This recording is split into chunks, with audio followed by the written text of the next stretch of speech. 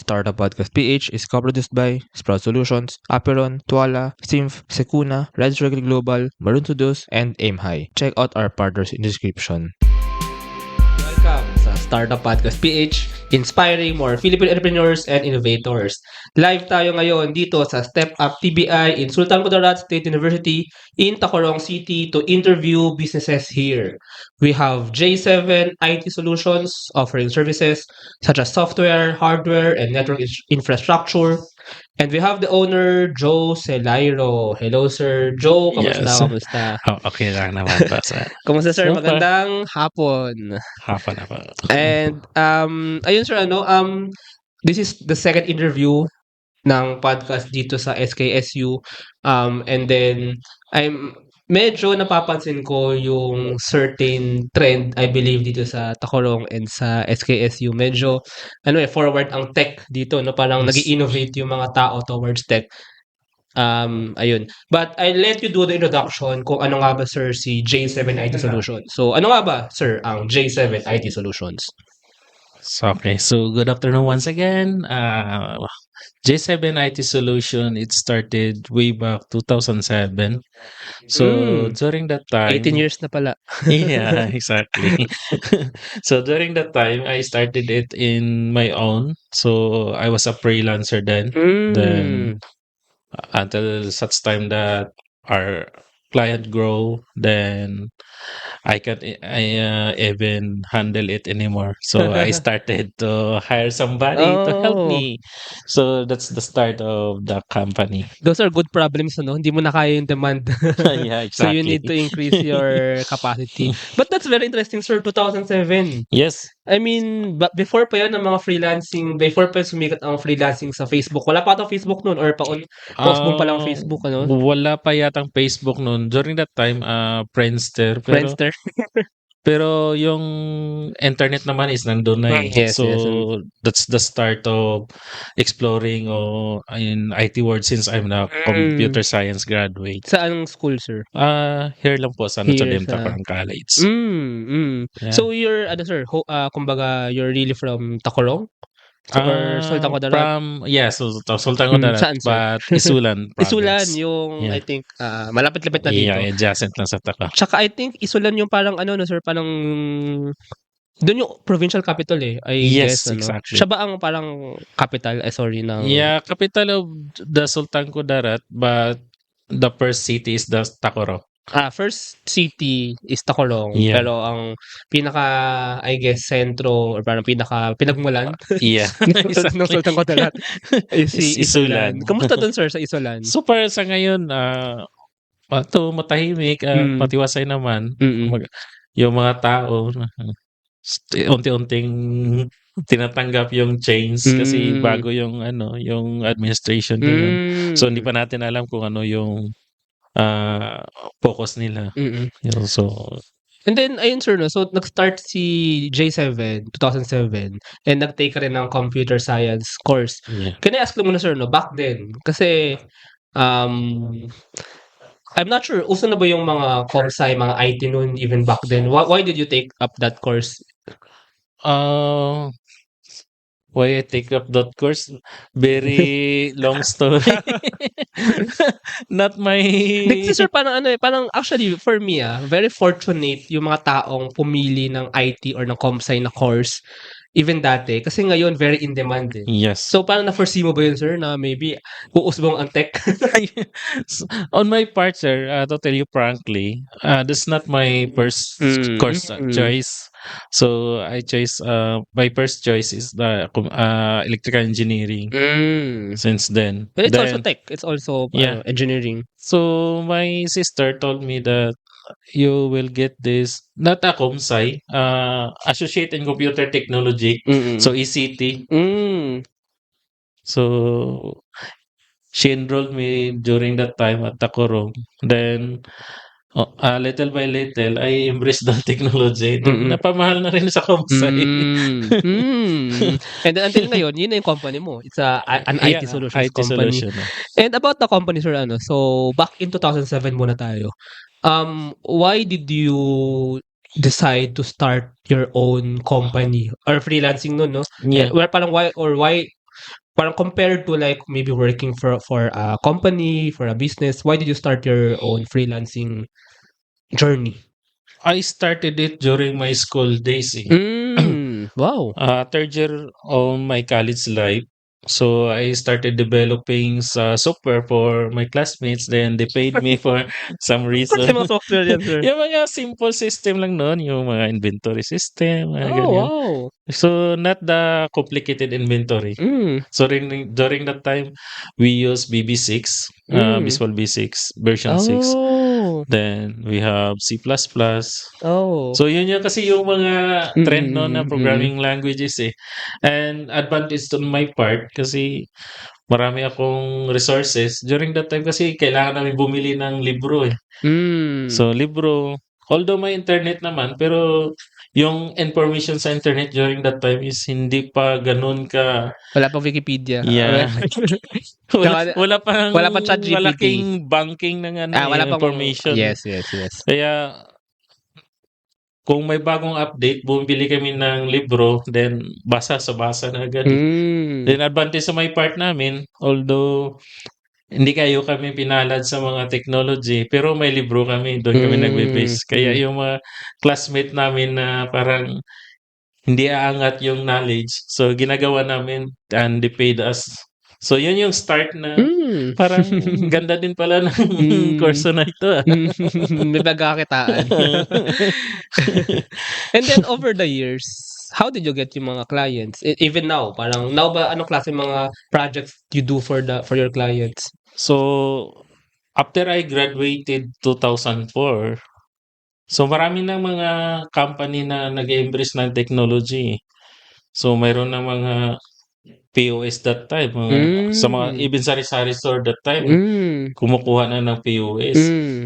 Kasi nakikita nila mas mapadali yung buhay nila that time eh. Even sari-sari store na as in meron silang device where they may barcode or yung barcode pa noon. wow. So kaya starting noon, parang kumuha kami ng mga kliyente na dito sa lang local until such time na nakilala, may re-repair na naman.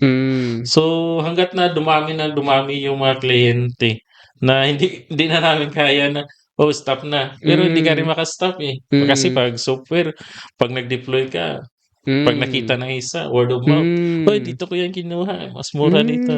Kaya umusbong yung mga technology dito eh. Ayan. Ang dami ko pang gusto tanongin, sir, regarding sa story, Pero bago tayo maybe sa story, siguro i-highlight lang muna natin kasi medyo broad ang audience ng podcast eh. Ang IT solutions, So, by IT solutions, ang meaning nito, di ba, Sir Joe, ay gumagawa kayo ng software for the companies.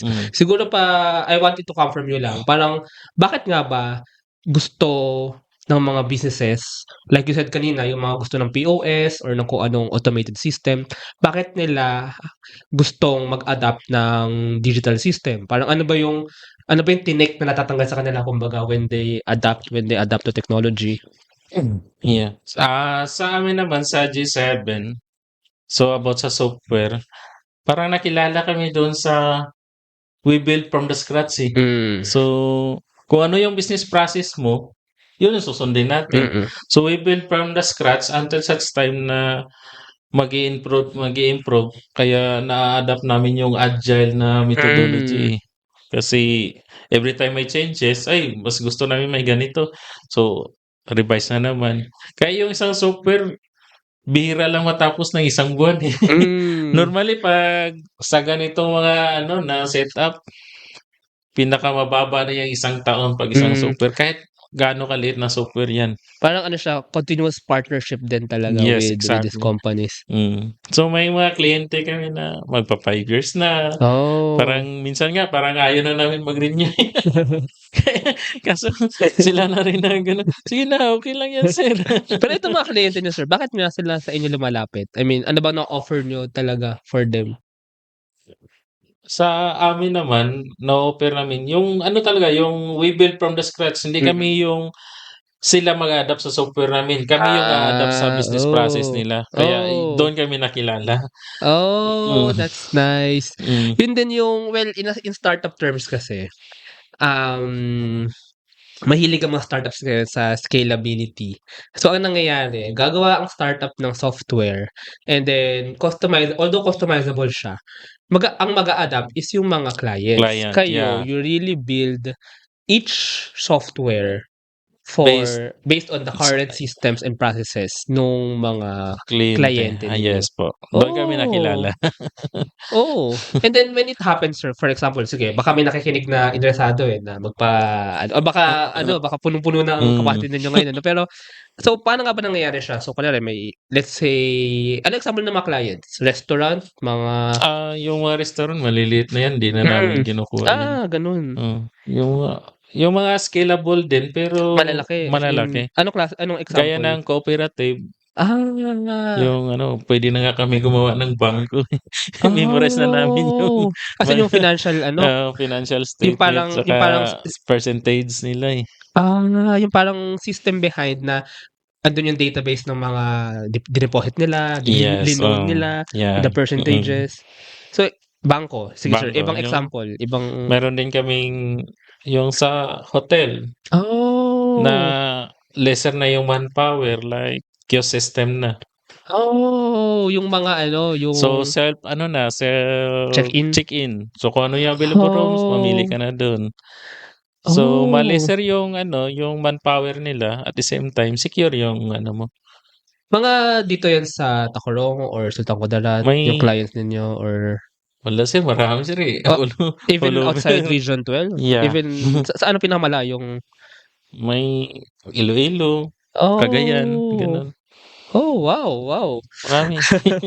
And paano nga siya nangyayari, sir? So, sige, lalapit sa'yo yung company, sabihin, ito yung aming, we want to digitalize, and then ito yung aming sistema. So, parang, I'm pretty sure you have to study muna yung system nila. You really basically, deep sir, bababa talaga kami doon sa nila, sa business process. We do some interview and step by step ng nila, ng transactions, anong methods ang ginagawa nila, anong mga reports. So, bumababa talaga kami doon sa kanila. So, parang you observe and you even immerse sa... Yeah. So, how do you do that? Pupunta kayo, for example, sa hotel. Pupunta kayo sa hotel talaga? Yes. Ganun. Pupunta talaga kami sa hotel, sir. Tapos, interviewin namin kung ano yung mga process nila doon. Bukod sa interview namin doon sa sa mga staff nila, parallel namin yun sa may-ari kung ganito ba talaga. Para to validate na ganito yung process. Kasi yung time ang hinahabol dyan. This is super nice kasi ito yung minsan nawawala na sa mga ibang mga IT solutions company, to be honest. Basically, sir. Hindi na bumababa or hindi na talagang ino-observe yung sistema talaga nung I think napakalaking edge nito, sir, sa inyo. Kasi I believe, ilan na ba, sir, ang inyong team ngayon? Sa ngayon, sir, dito pa lang sa Sultan Kudarat, mga nasa 20 plus na. Then meron pang mga ibang programmers. Mga remote, ganyan. Yes, mga remote, sir. But when you do like parang field work or parang when you go to that with your clients, so... may system analyst talaga kami na bumababa. System analyst yung tawag. Kumukuha ng proseso kung ano. I see. So yung developer namin, sir, naghihintay lang talaga yan kung anong ipipid ni system analyst. So yung system analyst, parang ito din yung business analyst yung tawag ng iba, Yes, exactly. Siya yung parang magko-convert, magta-translate daw ng business needs into the parang system architecture na interpretable ng programmer at mag-program nito. Yes. So, ganun yung flow, no? May mga Yes, systems analyst will talk to the clients, mga flow charts, ganyan. Yeah. Then, we'll give that to the programmers.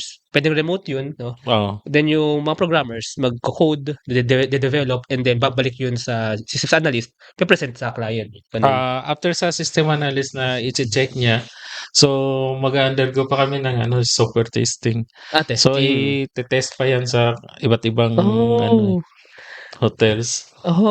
So kaya yung mga yung mga software umaabot minsan ng lagpas 1 taon.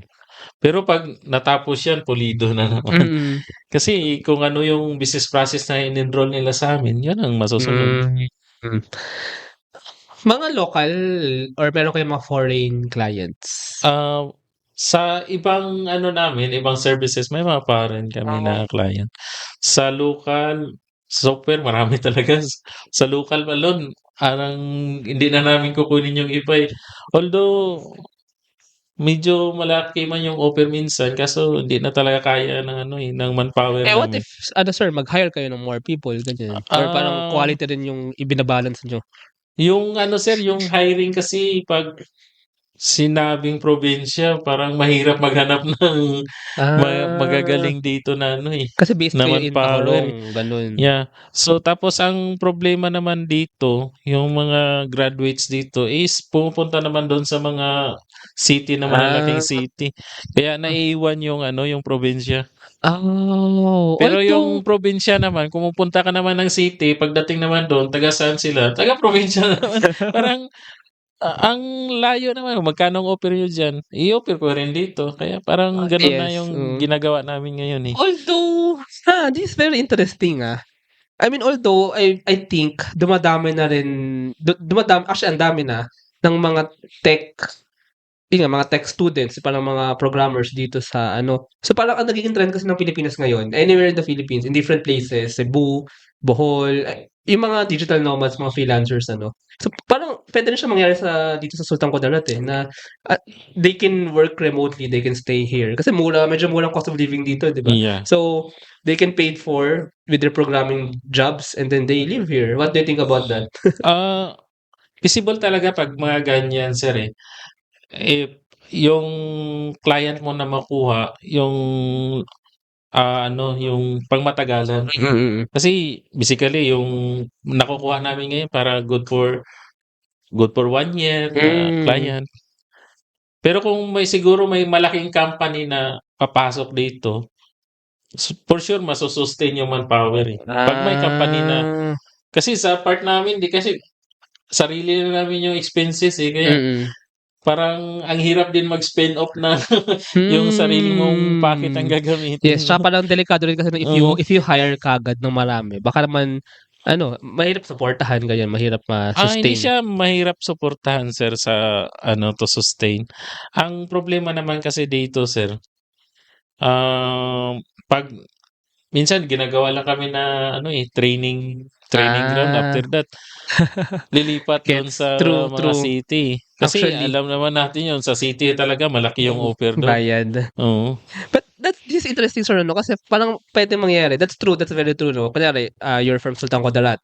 And then, it's either you want work experience, tapos if you worked here, then maybe they will go out. Pero baka meron din namang mga tao, mga programmers na really gusto magstay dito sa Sultan Kudarat. Maybe their family is here. Yeah. So meron yun yung mga talaga.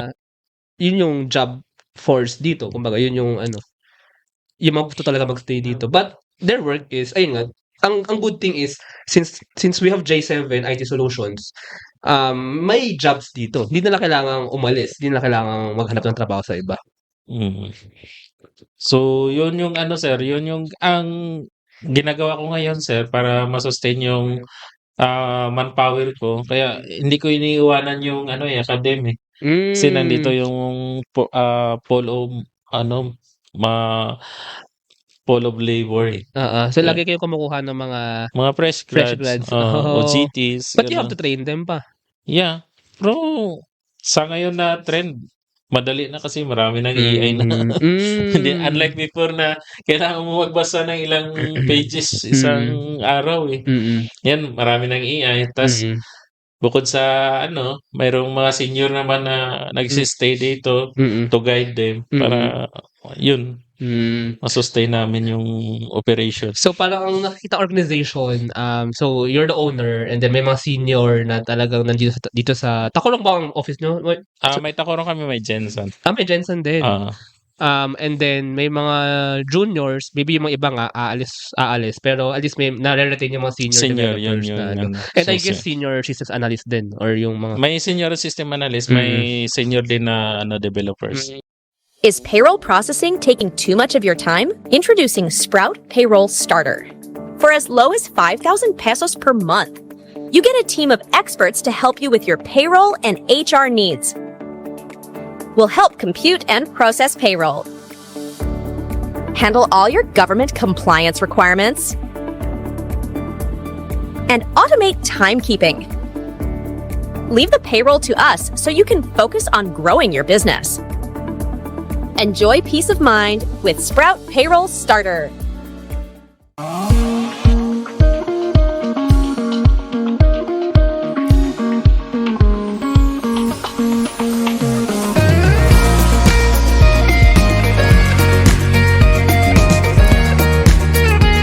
Trust the digital future with Twala. Secure and tamper-proof digital signature. Electronic notarization service. And custom AI agents for intelligent document workflows. Visit twala.io to learn more. In today's digital world, your organization needs more than just technology. It needs a strategic partner. At Symph, we build web and mobile apps that drive innovation for startups, enterprises, and organizations worldwide. Visit symph.co today. Protect your assets from bugs before bad hackers exploit them. And launch your products seamlessly with Secuna, your trusted partner in cybersecurity. Receive reports in real time and work with security experts to find bugs in your products before others do. Let's make your security our priority. Running a business? Make it smarter with Red Circle Global. Streamline operations, boost productivity, and manage everything in one powerful ERP system. Book your free business demo today at redcircleglobal.com, guided by one of our top experts. Now, gusto kong balikan only sir yung yung story kasi this is very interesting eh. Also kung paano niyo binuo yung organization, paano niyo nabuo yung mag-hire, yung sistema, even yung system niyo. So, 2007, nag-hire kayo ng mga clients. Paano siya nag-evolve into what it is now? During sir ng 2007 nag-started kami sa Jensen. Doon yung parang headquarters niyo nun.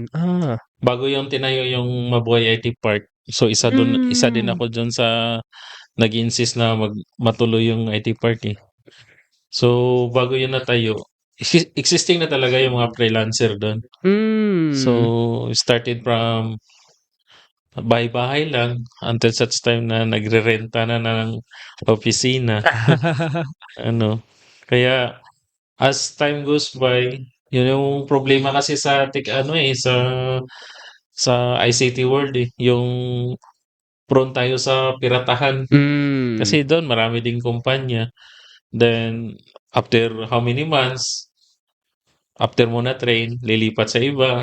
Kaya nag-decide ako na why not na lilipat ako doon sa probinsya. Kaya doon, wala akong kompetensya. Then, yung mga doon, manpower doon, mahirap din i-pilot kasi nandun na eh.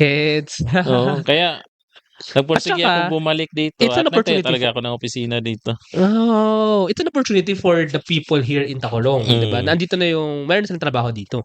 Yes, exactly. And then, moving forward, how about the client side naman? How do you get the clients? Paano kayo sumikat even outside Region 12? Ang client kasi, sir, pumapasok lang eh. Even every week may pumapasok. Kaso, talaga? every week. Inquire lang sa email, gano'n? Word of mouth lang. Word of mouth? Kasi, gano'n. So, dito sila gumagawa. Kaya yung page namin sa Facebook parang wala nang update. Kasi wala nang mag-update. Kaya hindi naman kailangan ng marketing eh, kasi marami na nga kayong demand eh. So, last 2 days ago, may nag-inquire din ng paggawa ng system, ganun. Kaso tinanggihan.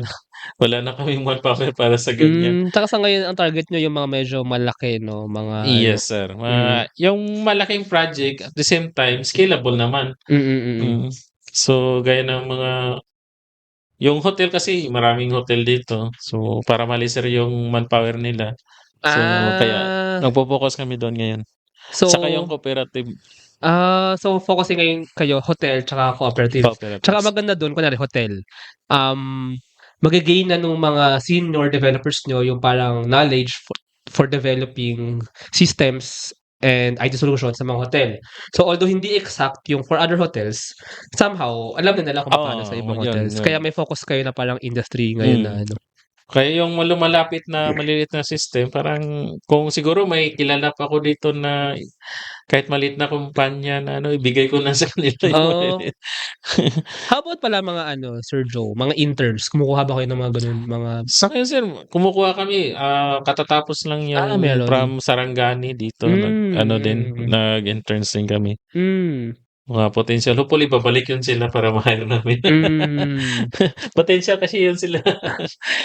And ayun. And ayun na sir, so di tayo ngayon sa Step Up TBI and I learned that kayo rin ay kayo ang partner kayo ng TBI sir, no? Yes, So sir. Advisory board kami po. advisory board ng TBI. So paano nga kayo na-connect sir dito sa Step Up TBI and ano ba ang ginagawa nyo for them here? Kasi yung TBI na ito, bago ito nag-start, alam ko na talaga yung TBI kasi marami din ko sa network ko na tumatakbo na TBI din na mga friends ko. Alin sir sa Kay Caraga, kay sila sa sila Sir Rulin Dagil, yung presidente na ngayon ng Caraga. Caraga State? Yes po.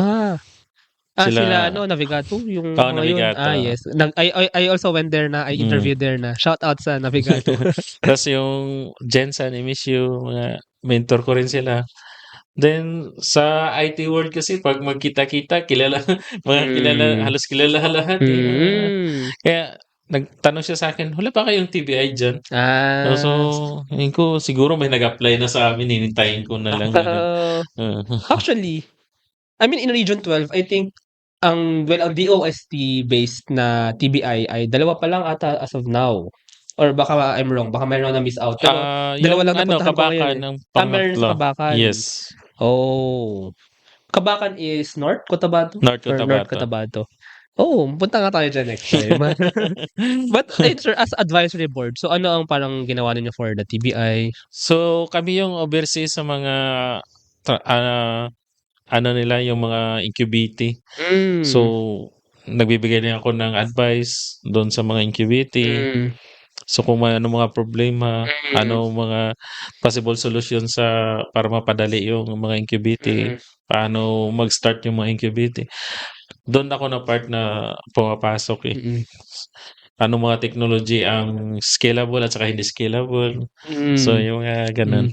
And kayo sir ang ang partner kayo sa ICT Yes, Council? ICT Council ng Tacorong po. Ng Tacorong. So, ano naman yun sir? Ano naman ginagawa nyo dun? Yung ICT Council namin sa Tacorong started last year. This year lang. So, para likumin sana yung mga IT company dito sa Sultan Kudarat. Para? Yun yung goal. Then, later on, magtatayo ng IT park dito. Or mga kahit hindi na IT park, parang parang eco-zone para sa mga IT companies. Sa mga IT That's companies. nice. Actually, share ko lang yung iniisip ko. Kasi when I arrived here, para akong ang saya ko kasi I mean, we have to say it na medyo somehow, sometimes, yung ibang tao, may tingin sa Mindanao na ganyan. Pero when I went here, well, first of all, ang ganda ng views. Tsaka, I feel at peace actually. Yeah. And I feel safe and I feel good. Mura yung mga bilihin. But what I'm getting at is, this is, for me, Sultan Kudarat can actually be also a place like yung mga uso ngayon sa mga Bohol, sa mga Cebu, sa mga I think Cagayan de Oro din. Although wag naman sana maging crowded, pero like where digital nomads go, yung mga may remote work, they stay here. And then ayun. And I guess if meron parang ICT or parang IT park, parang I think siguro ma-foster or parang ma-promote din na people can go here to do their remote works. Kasi, to be honest, ang ganda ng signal dito. I mean, nagulat ako. Even naglakad ako sa town, sa city, kahapon, ang ayos ng signal. So, I think, mayroon ng enough infrastructure din. Yung infrastructure naman dito, sir, sa ngayon, existing is nasa 7 na ISP ng standing dito. Sa Tacolong or even Tacolong alone. So, marami ng ISP na pumasok. Ang problema lang talaga dito yung company talaga na yung malakihan company para sa ICT. Well, I guess if magkakaroon ng IT park, they might get para mga BPO. Yeah, exactly sir, ganun. Pwede siya. Saan kaya sa Tacolong ilalagay? Saan ba? May idea ba sir? Dyan sa sir, yung next na lot dito, yung gitna nitong campus papunta dun sa city? Oh, yes, sir. Yung Parang may malapit open sa pa nga tulay. dun. Oo, So, yes, yun yung propose ng province as eco-zone. Mm.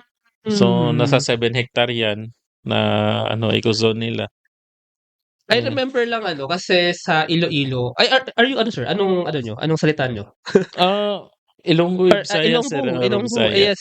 Kasi, I often go to Iloilo and matagal-tagal na pero meron din tong part na umusbong yung sa Festive Walk, umusbong yung mga BPOs and then ang dami ng mga condos dun. As in, sobrang ganda niya. Para siyang BGC, ganun. Ah. So, I think pwede siyang mangyari somehow dito sa Tacolong eh. Somewhat, sir. Yung nag-workout kasi ngayon, sir, nag-2P. Sa 2P, Oo, nga, yun. I've heard from Kay, Jensen na that was, madami din bang BPO dun sir ngayon sa 2P? yung sir, yung lot, sir, awarded na. Nasa 50 hectare. So, through Governor Tamayo, later on siguro, kasi nagsasign ng contract na yung last year eh. Kailang advantage nila, ang 2P ba, part pa siya ng South Cotabato or na South Cotabato South siya? Cotabato. Well, sa South Cotabato, wala pang parang Wala pa. Pero I think ang advantage nila kasi may malapit na airport. Mas malapit kasi sa Yun. airport yun sa Jensen Malapit Airport si 2P eh. Although 1 hour farther lang naman from 2P, 1 or 2 hours. Pero malaking bagay kasi pag malapit sa airport eh. Oo. Pero ang isang advantage na pwedeng mangyari kay Tacolong is sikat si Lake Cebu tsaka si Lebac. So para Lebac. siyang for digital nomads talaga na parang if you work here and if you want to parang relax, you go to the beach, you go to the lake, you go to see the nature. Pwede siyang pwede ganun, ma-promote na ganun. Tsaka sana magkaroon ng airport dito soon, no? Tacolong, pwede. Or Sultan Kudarat Airport or yeah, no? What do you think about that, sir? Maybe na near future. Yes. So, malapad pa naman yung mga lupa dito. Oh, yes. Oo. Pwede pa airport.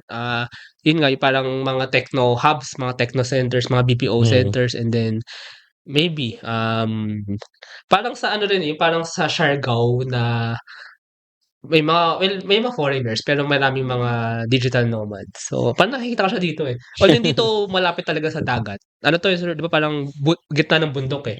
Medyo looban pa ng konti. Pero parang few hours or actually some hours you can go to the beach naman eh.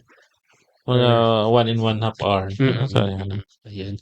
Anyway, going back sa sa J7. So as the owner, so parang along the years, paano mo naman sir natutunan yung kasi as the owner, nagde-develop ka pa rin ba ngayon? Nag-program ka pa rin ba or more of managing the managing sir, So, yun sir, paano mo natutunan or na master or nakuha yung parang those are leadership or management skills? Yes, sir. So, yung kasi sir, yung pagsabi tayong mga developer, hindi mo pwedeng mapoforce yan ng tatrabaho ng 8 to 5 eh.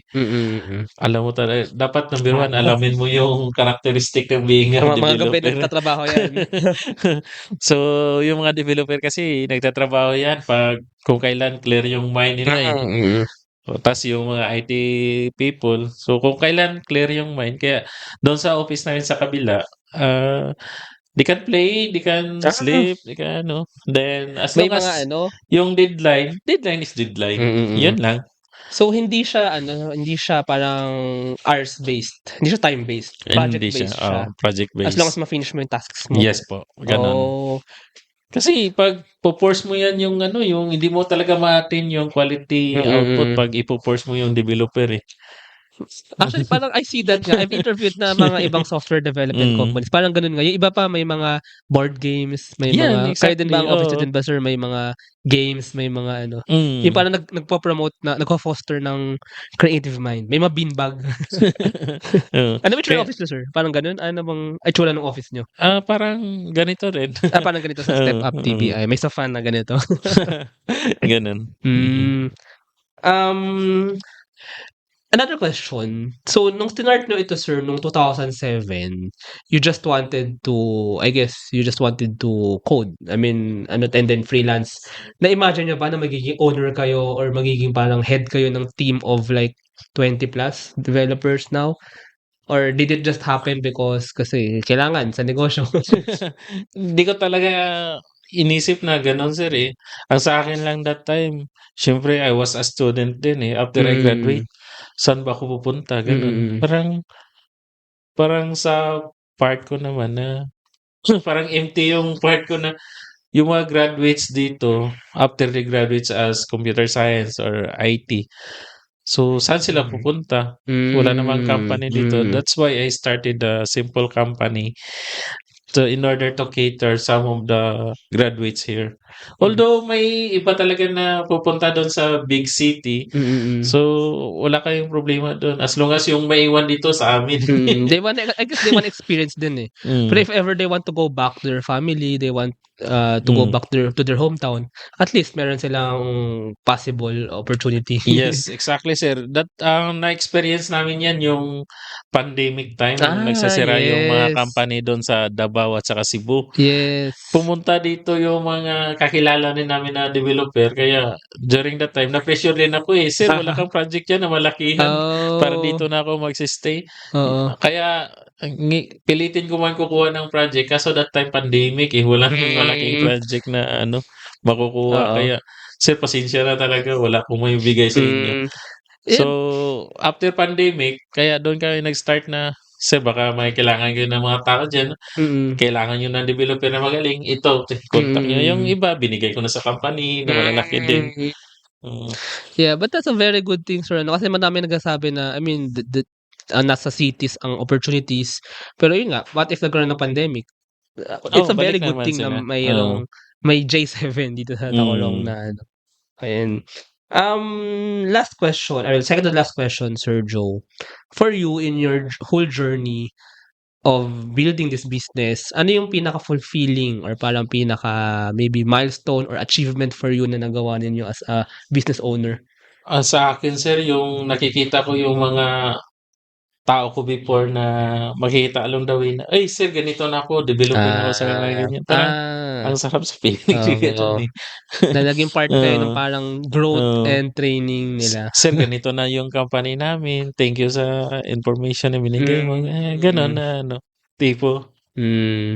But speaking of that, sir, as the owner din, and as parang the main manager, ganyan, malaking part ba for you yung pag-nurture?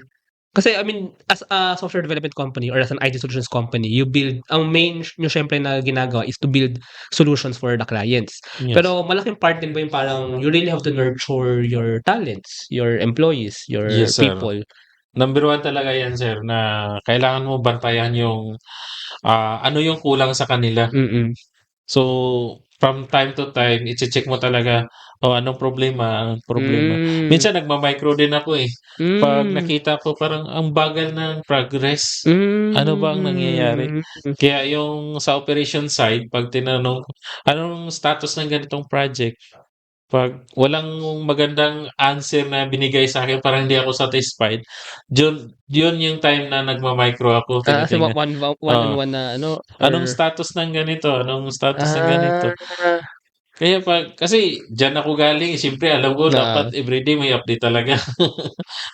That's interesting. Kasi ngayon nga parang macro na kayo, very bird's eye view. Parang, I guess, ang ginagawa ninyo now is talagang minamanage yung clients and then yung pagkuha ng project sa clients, pag-assign or pagpaano sa inyong developers. Pero I guess less na nga dapat yung micro yung micro talaga. So really overseeing the entire company operations pero I guess di maiwasan as the pinaka pinuno you sometimes have to din. Pero have you thought na parang meron din mga managers ganyan, parang yung mga senior developers, are they also like manager style? Meron din sila project manager, project and manager. so parang they also lead their team. Sa ngayon dyan na kami papunta. Okay. So mag-handle na sila ng isang tao, isang project, at the same time may junior siya doon.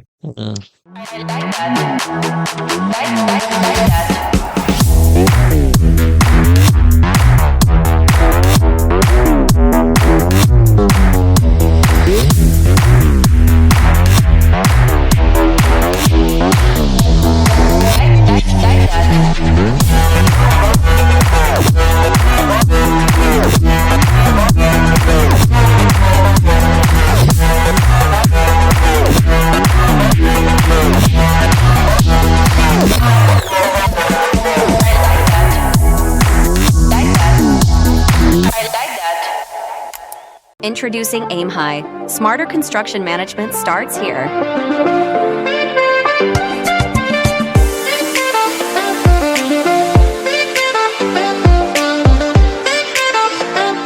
Monitor costs and progress with real-time insights. Plan ahead and adapt with streamlined scheduling tools. Make data-driven decisions to avoid costly delays. Increase efficiency and profit with Aim High. Ayun, sir, pinaka-huling question. Ano pa, matagal na si J7 IT Solutions, bale, 18 years na. Yes. Pero moving into the future, ano ba ang inyong parang plans for J7? Sa ngayon, sir, may naghahanap kami ng isang area na malaki na tatayuan ng siguro mga 3-story building. Oh, na Hopefully. for office? Yeah, for Oh, wow. office. Bakit 3-story? Ilan ba ang...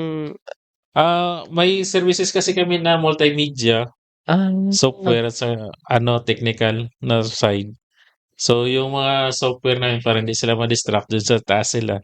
Then yung yung mga video editing, Design. meron din kasing meron din kayong services na ganyan. Pero most of our clients sa labas eh.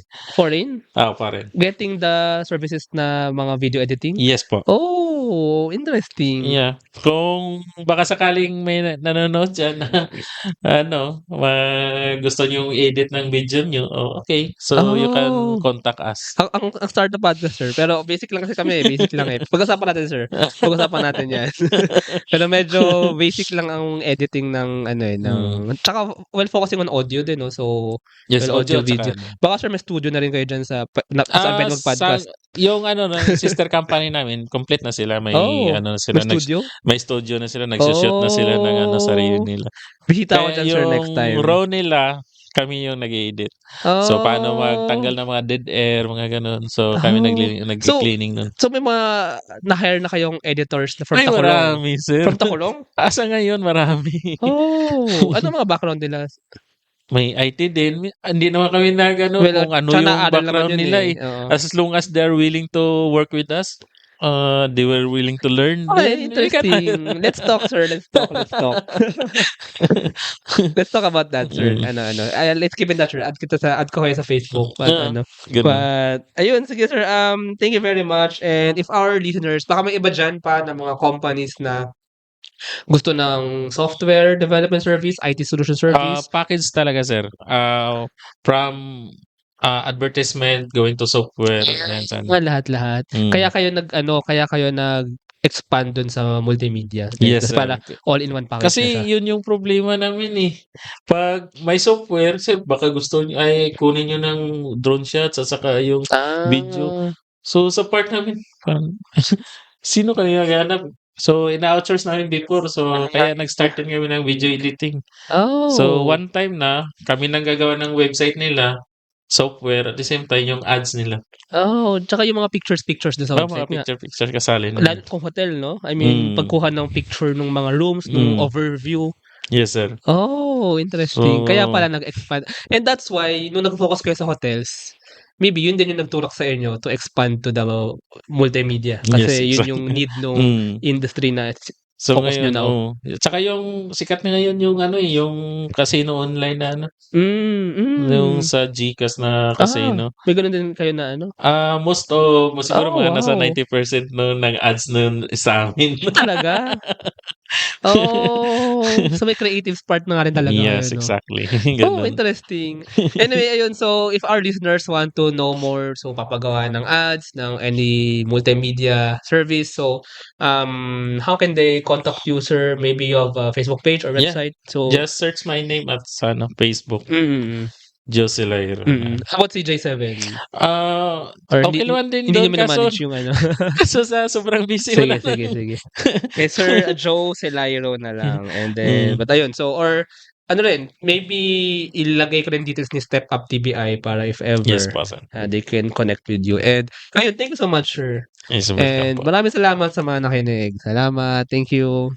Thank you very much to our 59 patrons. This episode is super powered by AskLexPage Academy, our official e-learning partner. Get certifications on Lean Six Sigma, project management, data science, and more. Founders Launchpad, our ecosystem partner. Early stage accelerator providing venture capital funding, operational support, and mentorship. Hire Business Solutions, provider of the most configurable cloud-based payroll system in the Philippines. Agile Data Solutions, the Philippines' fastest growing market insights tech company with its data gathering platform, Hustle PH. Smile Checks, streamline hiring and onboarding with automated stringent background checks. Cloud CFO, cloud accounting service provider for businesses ready to grow. Cloverly Tech, all-in-one digital platform for property developers. Body Beaties, accessible and personalized diabetes self-management application. HKB Digital Services, tech-based business tools including payroll, ticketing, and loyalty rewards. Hyperstocks, digital banking enabler for rural and thrift banks. One CFO, CFO services, bookkeeping and tax, and payroll processing for startups and small businesses. Unawa, driving digital transformation with secure, legally enforceable electronic signatures and robust AML compliance. School Tech, all-in-one AI integrated school and learning management system. Better Support, a Manila-based BPO company. They have a referral program for people who can bring in new clients. You might know a Western-based business that needs better support. Britanna, enterprise-grade ERP solution that fits a small and medium business budget. Wonder Brand, data science-driven brand strategy and design for emerging markets. Drive Manila, Philippines' largest peer-to-peer car rental community. East Point Business Outsourcing Services, one-stop shop for streamlined business solutions for MSMEs such as business registration, bookkeeping, and more. Doon, Philippines' first fully insured peer-to-peer car sharing marketplace. DiviCode Technologies Incorporated, ID solutions specializing in software development, blockchain smart contracts, digital wallets, and cybersecurity. Looking for buy and sell online with Sigurado sellers. NutriCoach, personalized nutrition and weight loss programs for you. This episode is powered by Lablog, Sugbudok, JIA Engineering Solutions, Algacon Aquafeeds, 1ALJ, Grey Wolf Technologies Philippines, Pareto Consulting,